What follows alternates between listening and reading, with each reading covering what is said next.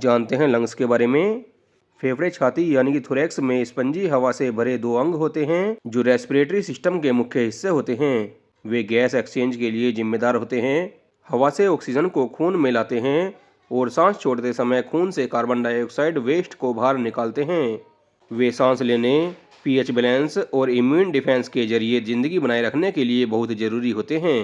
ये तो हमने देखा कि लंग्स क्या होते हैं। अब देखेंगे anatomy of the lungs. Anatomy में पहले हम देखेंगे लंग्स की स्ट्रक्चर।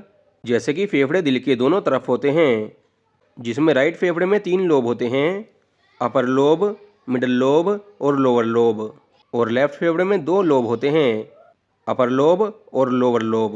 लेफ्ट फेफड़े में 2 लोब्स इसलिए होते हैं ताकि दिल की जगह बन सके, क्योंकि हार्ट भी लेफ्ट साइड होता है। अब बात करेंगे एयरवेज की।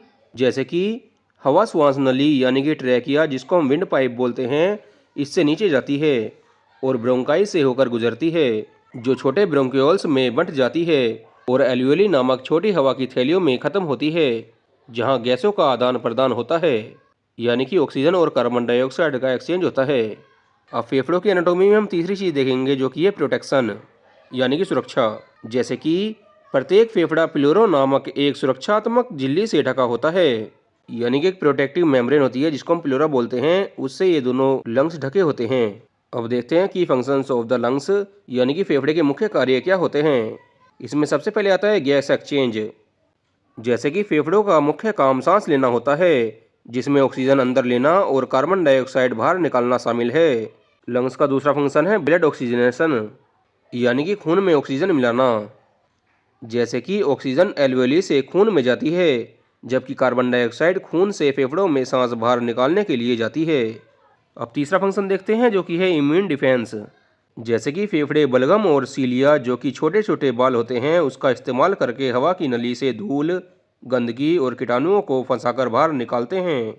फेफड़ों के कुछ और भी रोल्स होते हैं, उसे भी देख लेते हैं। जैसे कि फेफड़े ब्लड प्रेशर को कंट्रोल करने में मदद करते हैं और बोलने यानी कि आवाज़ निकालने में भी मदद करते हैं।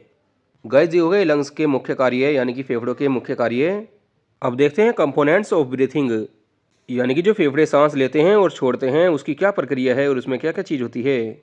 जैसे कि फेफड़ों के नीचे की एक मांसपेशियाँ होती है जिसको हम डायाफ्राम बोलते हैं, वो सांस लेने की प्रक्रिया को चलाती है, जिससे फेफड़े फैलते हैं और सिकुड़ते हैं। फिर इसमें दूसरा रोल होता है ब्रेन का, जो कि दिमाग होता है। दिमाग ऑक्सीजन की ज़रूरत और कार्बन डाइऑक्साइड के जमाव को महसूस करके सांस लेने की दर को कंट्रोल करता है। गाइस, इसी 2 प्रोसेस से हम सांस लेते हैं और छोड़ते हैं।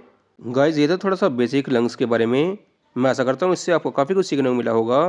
सीखने को मिला है तो वीडियो को लाइक कर देना, कमेंट करके बताना वीडियो कैसी लगी, और चैनल अभी तक सब्सक्राइब नहीं किया, चैनल को सब्सक्राइब कर दीजिए। थैंक यू फ्रेंड्स, और मिलते हैं ऐसी नई वीडियो के साथ।